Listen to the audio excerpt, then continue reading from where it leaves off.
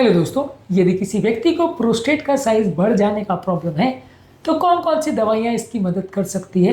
Prostate basically एक ग्रंथि होती है जो कि उम्र दराज मेल पेशेंट में जाकर बढ़ जाती है और पेशाब की नली को दबाने लगती है, जिसकी वजह से पेशाब अटकती है और ज़्यादा प्रोस्टेटिक प्रॉब्लम्स होती हैं। इनको प्रोस्टेटिक सिम्टम्स बोलते हैं क्योंकि प्रोस्टेट के बढ़ने की वजह से पेशाब अटकने के सिम्टम्स होते हैं।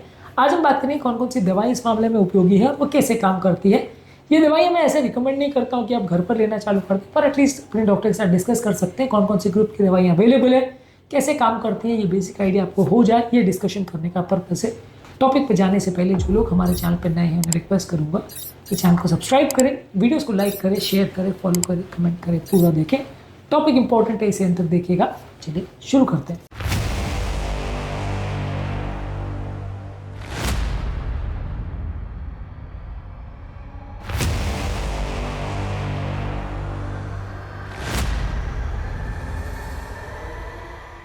सबसे पहले प्रोस्टेट को अगर साइज को कम करना है, उसके मसल्स को कम करना है, तो उनके मसल्स को रिलैक्स अगर करना है तो अल्फा ब्लॉकर्स का प्रयोग किया जाता है। इस मामले में टैम्सुलोसिन, अल्फाजोसिन, डॉक्साजोसिन, टेराजोसिन ये सारी दवाइयाँ आती हैं। ये दवाइयों के साइड इफेक्ट्स में चक्कर, कमजोरी, सरदर्द, बीपी कम होना, सुस्ती होना और रेट्रोग्रेड इजैकुलेशन होना, यानी कि एक तरह से मान के चलिए कि सेक्सुअल एक्टिविटी के एंड में जो आपका सीमन बाहर निकलता है वो बाहर नहीं निकल के अंदर एक तरह से लीक कर रहा है, उसको रेट्रोग्रेड इजैकुलेशन बोलते हैं। ये सारे इसके साइड इफेक्ट हो सकते हैं अल्फा ब्लॉकर्स के। अल्फा ब्लॉकर्स वहाँ की मसल्स को रिलैक्स करता है ताकि पेशाब की नली में ज़्यादा कंप्रेशन नहीं हो, नली खुल जाए, यूरिन का फ्लो नॉर्मलाइज हो जाए।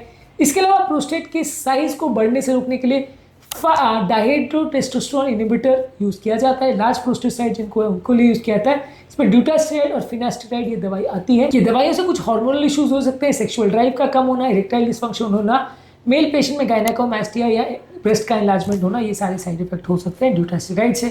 ये दवा का भी ये कॉमन साइड इफेक्ट है। इसके अलावा कॉम्बिनेशन थेरेपी में अल्फा ब्लॉकर्स का प्रयोग किया जाता है 5 अल्फा रिडक्टेज इनहिबिटर्स के साथ। ये दोनों को साथ में कंबाइन जब किया जाता है टैम्सुलोसिन और ड्यूटास्टेरॉइड को, तो काफ़ी अच्छे रिजल्ट्स मिलते हैं और इसको ज़्यादातर केसेस में ये यूज़ किया जाता है, जो कि प्रोस्टेट को इन्लार्जमेंट से रोकता भी है और रिलैक्स भी करता है। दोनों सबसे बड़ा इंपॉर्टेंट काम ये दवा से होता है। सबसे कॉमनली यही दवा यूज़ की जाती है। इसके अलावा आप यूज़ कर सकते हैं वहाँ की मसल्स को रिलैक्स करने की वाली दवा फॉस्फोडाइस्ट्रेस 5 इनहिबिटर्स, जो कि वाइग्रा के ग्रुप की दवा है जो पेनिस को इन्लार्ज करती है या एंगॉज करती है।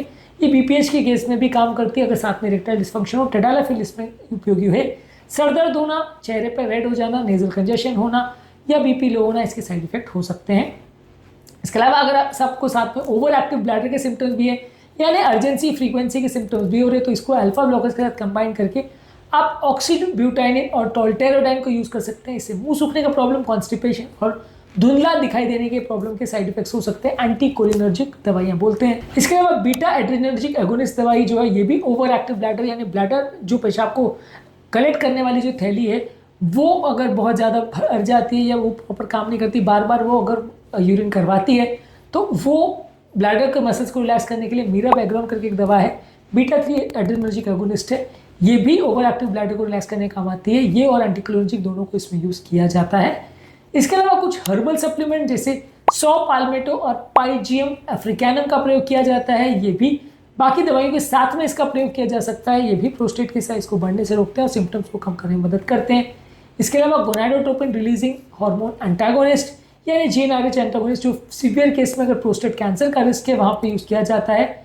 ये दवाई भी इस तरह के पेशेंट्स में यूज़ की जाती है। इस बहुत सीवियर केस में ये कॉमनली यूज़ नहीं होती, पर अगर साथ में कैंसर के भी सिम्टम्स हो तो प्रयोग करते हैं। ये सब चीज़ों को अगर पेशेंट टॉलरेट ना करे या रिजल्ट्स अच्छे नहीं आए या पेशेंट्स को फ़ायदा नहीं हो रहा है, दवाओं के बावजूद भी उसको दिक्कतें आ रही है, तो वहाँ पे आप सर्जरी करते हैं। उसमें अलग अलग तरह के सर्जिकल ऑप्शंस है। सर्जरी में आप प्रोस्टेट को निकाल सकते हैं, प्रोस्टेट की लेजर थेरेपी कर सकते हैं, माइक्रोवेव से ट्रीटमेंट कर सकते हैं, अलग अलग तरह की थेरेपी कर सकते हैं। ये सारी चीज़ों को आप के साथ एक अलग वीडियो में हमने डिस्कस किया, वो वीडियो को भी ज़रूर देख लीजिएगा। आज के टॉपिक में हमने बात करी प्रोस्टेट की प्रॉब्लम को कम करने के लिए कौन कौन सी दवाई आती है।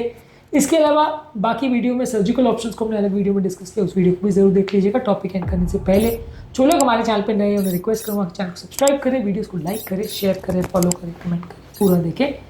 ये वीडियोज़ को रेगुलरली देखना आपकी नॉलेज को बढ़ाएगा और आपको मिसकंसेप्शंस या अवधारणाएं में पढ़ने से बचाएगा।